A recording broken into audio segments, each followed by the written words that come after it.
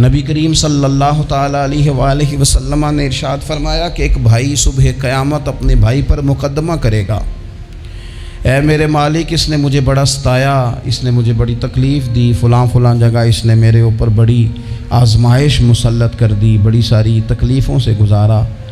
اس سے مراد مسلمان بھائی ہے، وہ اس کا دوست ہو یا کاروباری ساتھی ہو یا سگا بھائی ہو یا کوئی بھی ہو۔ حضور فرماتے ہیں وہ مقدمہ کرے گا، یہ مسند امام محمد بن حنبل میں حدیث موجود ہے۔ عرض گزار ہوگا، اے کائنات کے رب، اس نے بڑی تکلیف دی، بڑا ستایا، مہربانی کی جائے مجھے اس سے بدلہ لے کے دیا جائے۔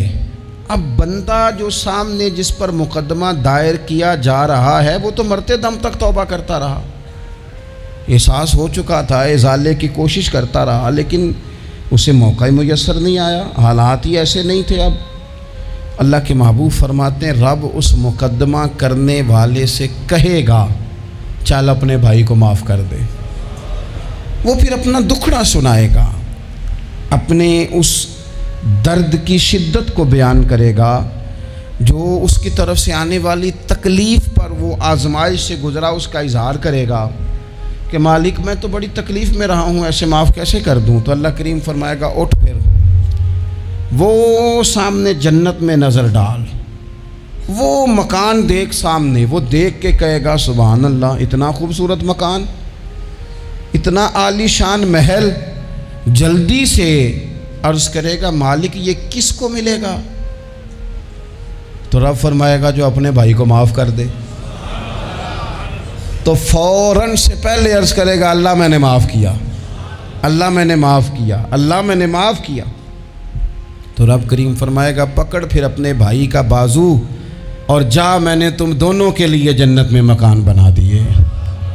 تو ایک تو یہ یاد رکھیں کہ کوئی شخص اگر یہ دعویٰ کرتا ہے کہ میں نے کبھی، ہمارے ہاں بہت سارے لوگ ایسے ہیں جو بعض اوقات بات کرتے ہیں تو ان کی بات سے انا پرستی چھلکتی ہے، وہ کہتے ہیں جی یاد تو نہیں کبھی کسی کے ساتھ زیادتی کی ہو۔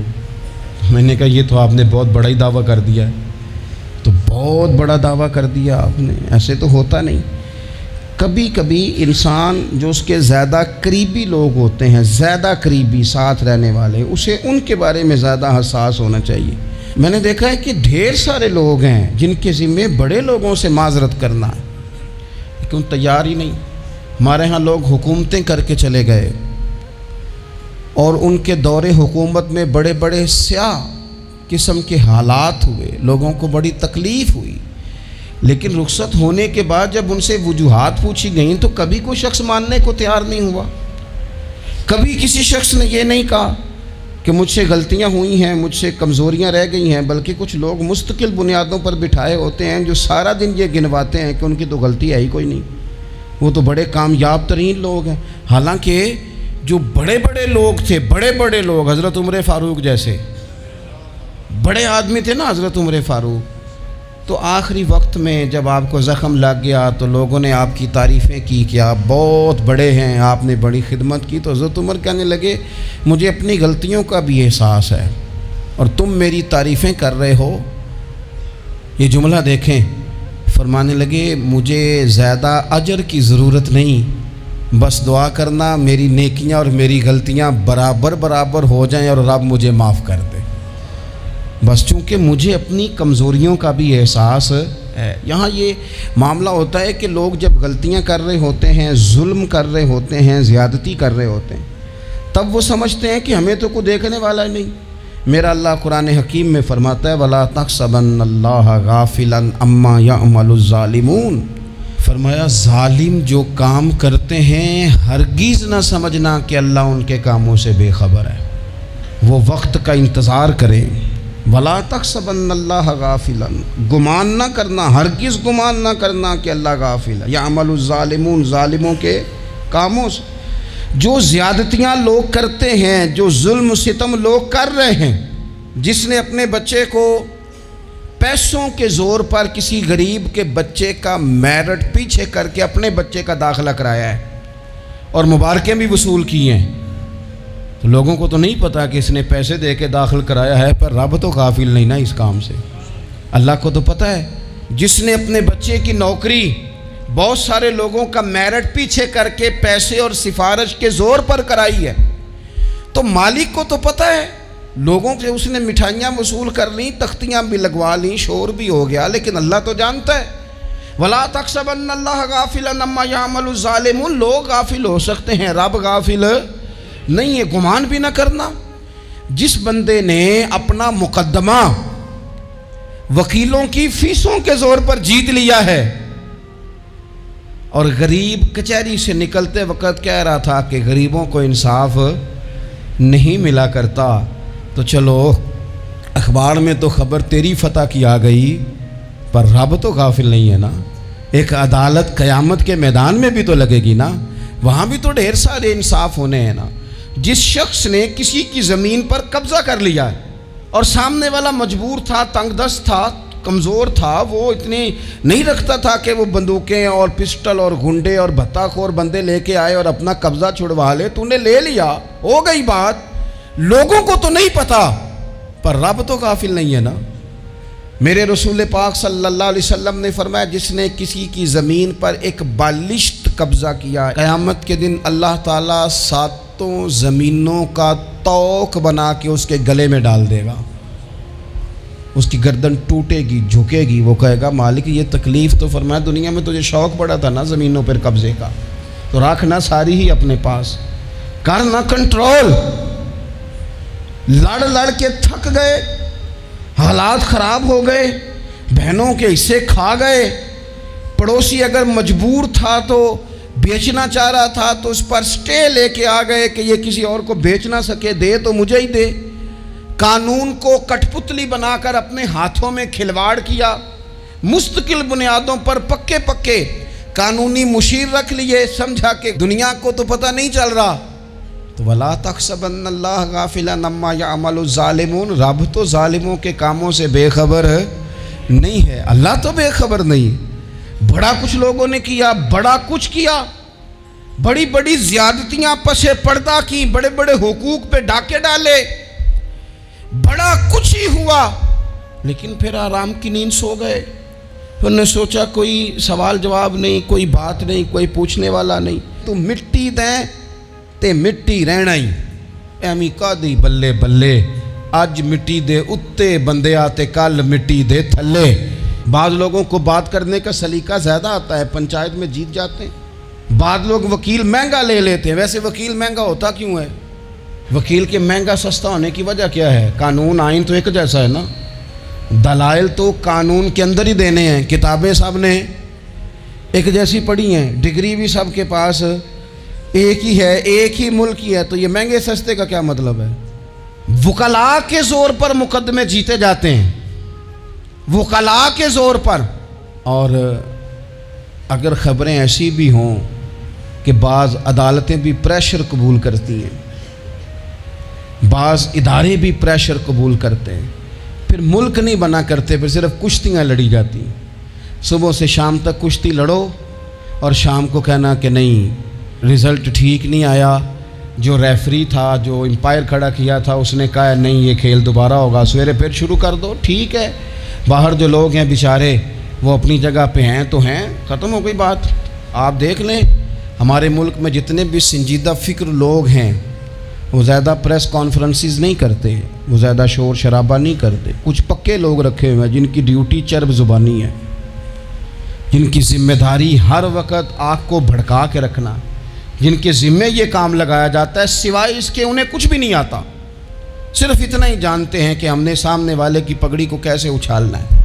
تو کبھی بھی کسی موقع پر بھی کسی کی ایک پائی بھی ظلمن کبھی بھی اپنے قبضے میں نہ لیں۔ یاد رکھنا رزق زیادہ ضروری نہیں ہوتا، رزق برکت والا ضروری ہوتا ہے، تھوڑا ہو لیکن اس میں برکت ہو۔ کثرت سے کام نہیں چلتا، برکت سے کام چلتا۔ بہت پیسے ہوں لیکن ان میں برکت ہی کوئی نہ ہو، آتے بھی جا رہے ہیں اور جاتے بھی جا رہے ہیں، کوئی سمجھ نہیں آ رہی۔ تو ظلم اور زیادتی اور جبر ہمارے ہاں یہ دور بدل گیا، میڈیا لوگوں کی جیب میں آ گیا، آسانی ہو گئی، سیٹلائٹ کا سسٹم آ گیا، دور دراز کونوں میں لوگ اپنی بات لوگوں تک پہنچانے کا ذریعہ حاصل کر سکے۔ सारी आसानियाँ हो गई, हर चीज़ लोगों को मुयस्सर आ गई, तेज़ी हो गई, लेकिन सच फिर भी नहीं आम हो सका। हकीकत पसंदी के दावे लोगों ने फिर भी नहीं किए। अगर कोई चीज़ आम हुई भी तो वही झूठ, वही बददियानती, वही जुल्म व सितम। आप देख लें, कोई एक केस भी कभी आता है मैदान में, एक केस भी, और 4 दिन अपनी अपनी फेसबुक की बात बढ़ाने के लिए उस पर शोर भी किया जाता है, फिर वो दब जाता है, फिर उसके बाद वो किस्सा पारीना हो जाता है। जब जुल्म हद से बढ़ जाता है फिर इंसान का अपना वजूद भी उसके लिए बाइस आर बन जाता है।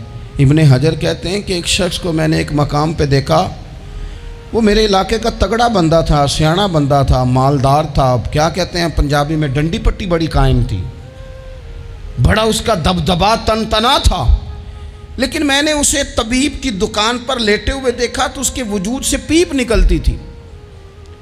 मैंने उसे कहा, यार तेरे नाम से तो लोग खौफजदा रहते थे, तेरा नाम लेके तो लोग बच्चों को डराया करते थे, तेरे से इंसलाक रखने वाले तो बाज़ारों में गर्दनें ऊंची करके चलते, तुझे क्या हुआ? तो कहने लगा, बस जब खुदा का हुक्म आया, जब अल्लाह की हिकमत का गलबा हुआ, जब तक उसने ढील दी तो दी, लेकिन जब वो पकड़ने पे आया तो फिर हाल ये हुआ कि एक गरीब मछेरा मछलियाँ पकड़ने के लिए दरिया में सारा दिन बैठा रहा, उसे मछली ना मिली, शाम को रो ही पड़ा कि मालिक मेरे तो बच्चों के पास खाने को भी कोई शय नहीं। तो एक मछली शाम को बड़ी मेहनत के बाद एक बड़ी मछली उसके हाथ लगी। उन दिनों ना मछलियाँ मिलती थी ना गोश्त मिलता था। वो बेचारा एक मछली लेके जा रहा था अपने घर की जानिब, तो सामने से मैं आ गया। जो तरीका होता है, किधर लेके जा रहे हो, कहाँ से ली है? तो कहते उसने कहा, साहब मुझे पता है आप मुझसे छीन लेंगे, लेकिन मेरे बच्चे सुबह से भूखे हैं, यही मेरा रोज़गार है, आज मुझे कुछ नहीं मुयस्सर आया, मैंने इस मछली को लिया है, मुझे तो बेचने को भी कुछ नहीं मिला, पता नहीं मुझे पकानी किस तरह है, तो ये एक मछली मेरे बच्चों की खुराक बनेगी, कल लूट लेना, परसों लूट लेना, तुम्हारा तो काम ही लूटना है, चलो कुछ दिन के लिए हाथ रोक लो। कहते हैं उसने जब ये कहा तो मैंने एक थप्पड़ मारा और उस आदमी से मछली छीन कर मैंने उसे पकड़ के घर ला रहा था मैं। उस मछली ने, हालांकि मछलियाँ काटा नहीं करती, कहने लगा उस मछली ने नाखून पर, मेरे पोरे पर थोड़ा सा काटा है, और मैंने कहा कोई बात नहीं, मछली ज़रा बड़ी थी, उसने काट लिया, मैंने थोड़ी सी पट्टी बांधी और घर वालों को कहा मछली पका दें, उन्होंने पकाई, खाई, कुछ पता ही नहीं था। 2-4 दिन गुजरे हैं तो ज़ख़म आगे बढ़ने लगा है। तबीब को दिखाया है तो उसने कहा ये तो उंगली काटनी पड़ेगी। कहते हैं वो उंगली कटवाई, 1 हफ़्ता नहीं गुजरा था कि ज़ख़म आगे बढ़ा, तो फिर वो हाथ की तरफ बढ़ा, तो मैंने जाके दिखाया तो उसने कहा हाथ भी काटना पड़ेगा, सारा बाजू कटवा चुका हूँ, रात को नींद नहीं आती, एक लुकमा पेट में नहीं गुजरता, मेरे बच्चे, मेरे भतीजे, मेरे भाई, मेरे अजीज़ गली गली उस गरीब को ढूंढते फिरते हैं जिसका नाम भी हम कोई नहीं जानते, थक गए तलाश कर कर के, खुदा जाने कहाँ छुप गया अल्लाह की इतनी बड़ी ज़मीन में, वो मिलता नहीं, मैं सो नहीं पाता। कहने लगे शेख मेरे लिए दुआ कर दो, मुझे कुछ नहीं चाहिए, बस वो मुझे मिल जाए और मैं उससे ना माफ़ी ले लूँ, बस वो मुझे माफ़ कर दे, 2 जुमले माफ़, जैसे भी होगा मैं मना लूँगा, बंदा दरकार है। इब्ने हजर ने लिखा है, कहते हैं वो तड़पता रहा, रोता रहा, आहोजारी करता रहा। मैंने भी उसके लिए दुआ की कि अल्लाह करे वो शख्स तुझे मिल जाए। फिर कुछ दिनों के बाद मुझे किसी ने बताया कि मर तो गया है तड़प के, पर उससे माफ़ी का मौका मुयस्सर नहीं आया। दोस्तों, ज़िंदगी में कुछ काम ऐसे हम करते हैं, वो राज गरचे हमारे सीनों में दफन होते हैं, लेकिन कहीं जुल्मन ज़्यादती के साथ हमने 4 पैसे भी किसी के हड़प किए। काम मेहनत करनी नहीं, जी चुराना है, कोशिश करनी नहीं, जी चुराना है। मुल्ला रूमी रहमतुल्लाह ताला अलैह ने लिखा है, जो आदमी जुल्मन चीज़ें खाने का आदी हो जाता है उसके मुंह को वो बदबूदार जायका लग जाता है, وہ خدا سے معافی مانگے کہ یہ کیا میرے منہ کو گند لگ گیا ہے کہ ہمیشہ ناجائز کی ہی لذت آنے لگی، حرام کی لذت آنے لگی، اسے پھر وہ حلال کا ذائقہ ہی نصیب نہیں ہوتا۔ اپنی زندگی میں جائز پیسہ، رزق حلال، طیب، طاہر، صاف ستھرا، کبھی ظلم نہ کریں، کبھی زیادتی نہ کریں۔ کبھی حضرت سعد بن ابی وقاص رضی اللہ تعالیٰ عنہ نا کچھ بانٹ رہے تھے، تو ایک شخص نے آ کے کہا، یہ بخاری میں آپ کو ملے گا، اس نے آپ پر 3 الزام لگائے۔ کہنے لگا ایک تو آپ جہاد پہ نہیں جاتے حالانکہ بڑے مجاہد تھے، دوسرا آپ بانٹنے میں احتیاط نہیں کرتے، تیسرا جناب آپ غریبوں کو ترجیح نہیں دیتے۔ 3 الزام اس طرح کے اس نے آپ پہ لگائے، ناانصافی کا معاذ اللہ، جنگ پہ نہ جانے کا۔ اب حضرت سعد بن ابی وقاص کو بڑی تکلیف ہوئی۔ بد دعاؤں سے بچنا چاہیے۔ حضور نے نام لے کے کہا مظلوم کی بد دعا سے بچنا۔ دکاندار کپڑے دیکھ کے اہمیت دیتا ہے، کپڑے دیکھ کے۔ اگر دکان پہ چڑھنے والا مہنگے کپڑے پہن کے چڑھا ہے تو اٹھ کے کھڑے ہو کے مال دکھاتا ہے۔ اگر کپڑے پھٹے پرانے ہیں اور خاتون نے جو گود میں بچہ اٹھایا وہ بھی غریب ہے تو کہتا چل چل، انہیں خریدنا کچھ ہے نہیں۔ یہاں سے ظلم شروع ہوتا ہے، یہاں سے۔ بندہ دیکھ کر لوگ اس کے ساتھ رویہ اختیار کرتے ہیں، بندہ دیکھ کر میری غربت نے کیا مجھ کو زمانے میں بدنام، تیری دولت نے تیرے عیب چھپا رکھے۔ حضور فرمانے لگے مظلوم کی بد دعا سے بچنا۔ جب وہ اپنے ہاتھ اٹھاتا ہے نا رب کی بارگاہ میں تو پھر آسمان کو بھی حکم ہوتا ہے تو درمیان میں ہٹ جا، کوئی شے نہ آئے اسے سیدھا اللہ کی بارگاہ میں پہنچنے دے۔ ہٹ جاتی ہے ہر چیز۔ مظلوم کی بد دعا سے بچو۔ حضرت سعد عزت دار آدمی تھے، لوگ عزت داروں پر بھی ظلم کرنے سے باز نہیں آتے۔ حضور کے غلام تھے، نبی پاک کے سچے سچے صحابی تھے، اس نے جھٹ سے منہ کھولا الزام لگا دیا، سوچا سمجھا ہی نہیں کہ میں اس شخص کے بارے میں بات کر رہا ہوں جس کی صبح اور شام میں حضور کے ساتھ وفا کرتے گزر گئیں، بخاری میں موجود ہے۔ ظلمن بات کی، ظلمن کہنے لگا نہ جہاد پہ جاتے ہو، نہ مال غنیمت انصاف سے بانٹتے ہو، نہ عدل کرتے ہو، الزامات لگاتا۔ حضرت سعد چپ کر گئے۔ کئی دفعہ نفیس آدمی وہ اس کو تکلیف ہوتی ہے وضاحت دیتے بھی کہ میں وضاحت دوں، اب یقین کریں وضاحت دیتے بھی تکلیف ہوتی ہے۔ حضرت سعد بن ابی وقاص خاموش ہو گئے، چپ کر گئے۔ لیکن اس وقت سے ڈرنا چاہیے جب کوئی اپنا مقدمہ رب کی بارگاہ میں پیش کرے، رات کو اللہ کے حضور شکایت کرے۔ حضرت سعد بن ابی وقاص نے 3 دعائیں کی اس کے لیے، دعائے ضرر، بد دعائیں دی 3۔ کون سی؟ کہا اے اللہ اس کی عمر لمبی کر دے، اے اللہ اس کا فقر بڑھا دے۔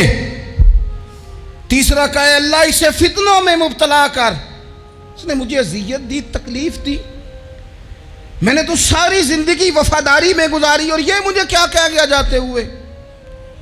ایک تابعی بزرگ ہیں، وہ فرماتے ہیں اور بخاری میں موجود ہے، تابعی بزرگ فرماتے ہیں میں نے اس بوڑھے کو دیکھا، اتنی عمر لمبی ہو گئی تھی کہ بھویں جھک گئی تھیں، اور حال یہ تھا کہ مانگتا پھرتا تھا، ایک دفعہ روٹی کھاتا تو بھوک ختم نہ ہوتی، پھر مانگنا شروع کر دیتا، فقر لمبا ہو گیا۔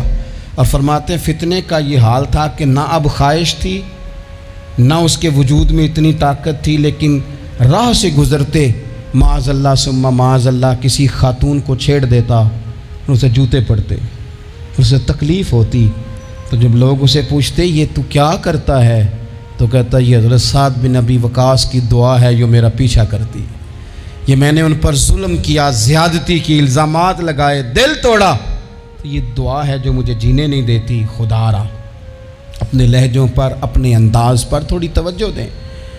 ہم مطلب وہ جب ہمیں پتہ ہوتا ہے نا کہ یہ سامنے والا کمزور ہے، 2 باتیں سن لی ہیں تو پھر ہم 100 سناتے ہیں، پھر ہم کئی 100 سناتے ہیں، پھر تو ماں بدولت باز آنے کو تیار نہیں ہوتے۔ کبھی بھی کسی پر ظلم نہ کریں، زیادتی کا مزاج نہ بنائیں، تکلیف نہ دیں، ہمارا وجود، ہمارا لہجہ، ہمارا اٹھنا بیٹھنا کبھی کسی کے لیے بوجھ کا باعث نہ بنے۔ ٹھیک ہے بعض لوگوں کے شر سے ڈرتے ہیں، بعض لوگوں کی ضد سے ڈرتے ہیں، بعض لوگ رٹا بڑا ڈالتے ہیں تو رٹے سے ڈرتے ہیں، خاموشی سے نکل جاتے ہیں، تو اس کا مطلب یہ نہیں ہوتا، وہ حضور نے فرمایا مومن نرم دل ہوتا ہے، سامنے والا سمجھ لیتا ہے شاید بزدل ہے، اس کو پتہ ہی کوئی نہیں، وہ تو نرم دل ہے۔ یاد رکھنا کچھ بدلے صبح قیامت اللہ کے حضور بھی پیش ہوں گے۔